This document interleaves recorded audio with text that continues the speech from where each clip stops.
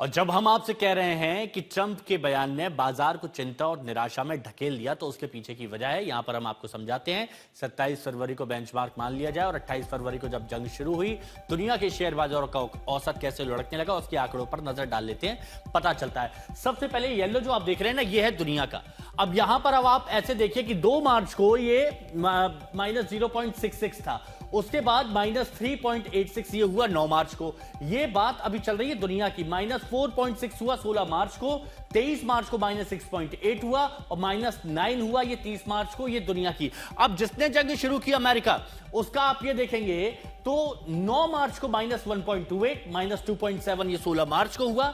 इसके अलावा -4.42 ये कब हुआ? 23 मार्च को। और 30 मार्च यानी अभी 2 दिन पहले -7.73। लेकिन भारत के हालात आप देखेंगे तो ये रेड धड़ाम से एकदम नीचे की साइड आ गया, जैसे खाई में एकदम गिर रहा हो। 9 मार्च को -9.82, मतलब 10 के करीब। ये एशियाई बाजार की बात यहां पर कर रहे हैं और लाल की। अब -8.40 की बात कर रहे हैं तो 16 मार्च को -8.40, 23 मार्च को -12, मतलब 12% नीचे गिरा और 30 मार्च को 13% नीचे गिरा। ये एशियाई बाजार की बात कर रहे हैं। येलो में हमने आपको बताया ये दुनिया का हाल, और ये नीले में हमने आपको बताया कि अमेरिका का क्या हाल है। ये इस तेजी के साथ, और सबसे ज्यादा असर इसका कहां पर पड़ा? इसका सबसे ज्यादा असर पड़ा है एशियाई बाजार पर, जहां जोरदार नुकसान हुआ। अब भारत की बात की जाती है तो भारत का कितना लुटा? अब 1% गिरावट की बात की जाती है तो 4,63,000 करोड़, 1% गिरावट की बात की जाती है। 28 फरवरी 463 लाख करोड़ रुपए हवा में चला गया, गायब हो गया, पता ही नहीं चला। औसत 11 से 12% गिरावट, यानी 52 लाख करोड़ रुपए यहां पर डूब गए भारत में। अब 1 अप्रैल की बात की जाती है, अब आज कितनी हो गई?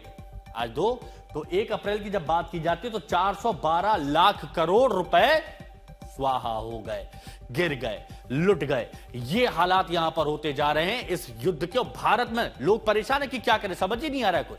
तो ट्रंप के ईरान जंग खत्म करने की टाइमलाइन पर अमेरिकियों को कितना भरोसा है, उसका अंदाजा आप ऐसे लगा सकते हैं कि कच्चा तेल फिर $103 पार पहुंच गया। शेयर बाजार नीचे की ओर लुढ़कना शुरू हो गया। अमेरिका में महंगाई का डर बढ़ता जा रहा है और ट्रंप के विरोधी अब ये पूछ रहे हैं कि जिस एटम बम के बहाने ये जंग शुरू हुई, उस एटम बम का हुआ क्या?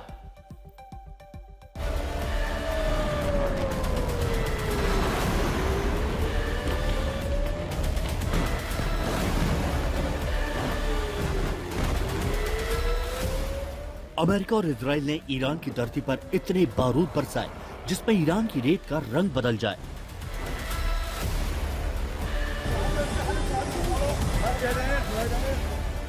इतने भीषण हमले, दर्जनों नेताओं कमांडरों की मौत, सैकड़ों स्कूली बच्चियों की मौत, हजारों घायल, लाखों करोड़ों के सिर मुसीबत। ईरान में यह सब कुछ ट्रंप ने यह कहकर शुरू किया था कि ईरान एटम बम बना रहा है।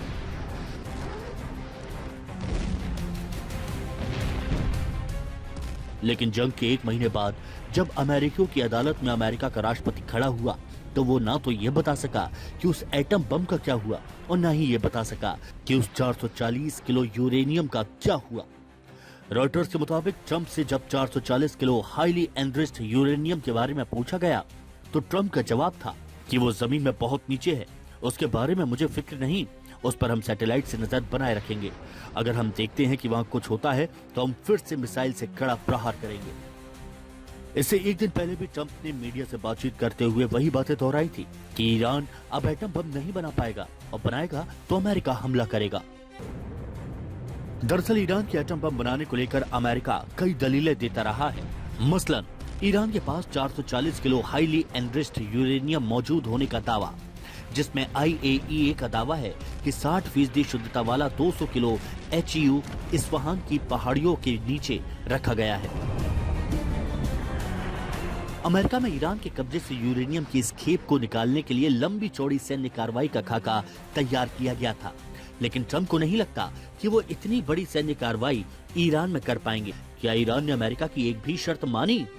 नहीं। क्या ईरान ने परमाणु बम नहीं बनाने का वादा ट्रंप से किया? नहीं। क्या ईरान ने अपनी बैलिस्टिक मिसाइल क्षमता खत्म की? नहीं। क्या ईरान ने ट्रंप की धमकियों पर हॉर्मुज का रास्ता खोला? नहीं। क्या ईरान ने अमेरिका के सामने सरेंडर का प्रस्ताव भेजा? नहीं।